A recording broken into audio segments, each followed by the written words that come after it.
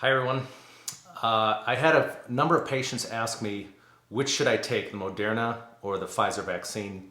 So instead of telling you which one to take, I'm going to tell you exactly what I tell them. The first thing to understand is that these vaccines are messenger RNA vaccines.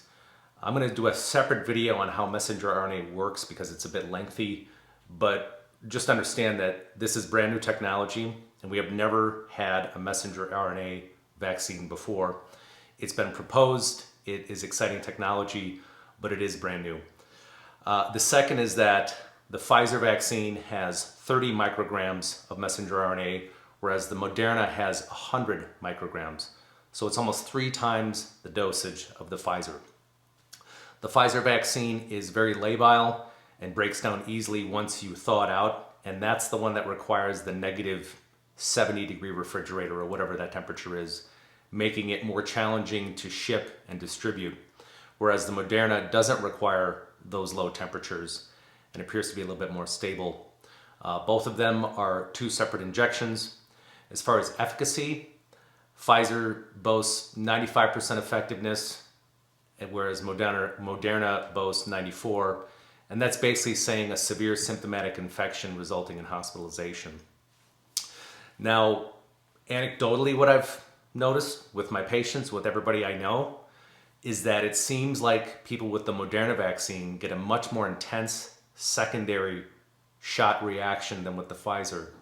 And if you look at it from a common sense standpoint, if there's 3 times as much product in the Moderna, it's going to activate your body 3 times as much compared to the Pfizer. Now, is that true? I'm just saying that as a physician and what I've been seeing, that's what I believe to be true. And since the Pfizer and the Moderna are almost equal in their results, the Pfizer is 95, the Moderna is 94.1.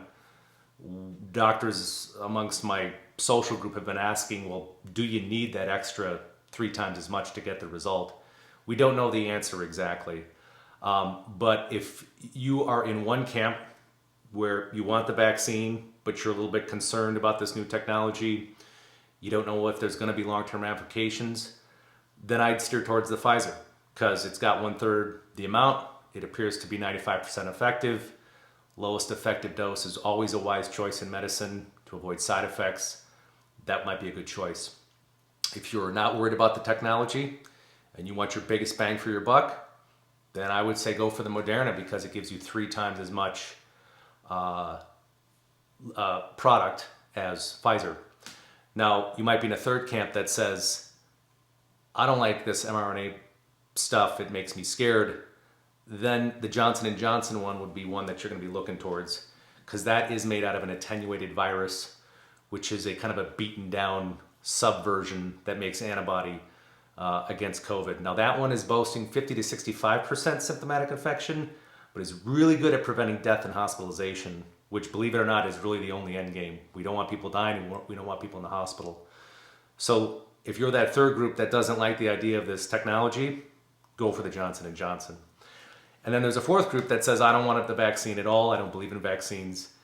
Then you fit in the group that really needs to focus on optimal health, optimal immune function. And that goes for everybody. If you want a good immune response, you should be getting all the nutrition you need, taking care of your health, controlling your blood sugar, controlling your hypertension, because the healthier you are, the more effective the vaccine is going to be. And the healthier you are, the less chance you're going to get a symptomatic infection, whether you've gotten the vaccine or not. So I hope that helps. Hope it helps you make a more informed decision. Please send us any questions you have. We can give you more content, and look forward to seeing the end of this pandemic and getting back to normal. Thanks.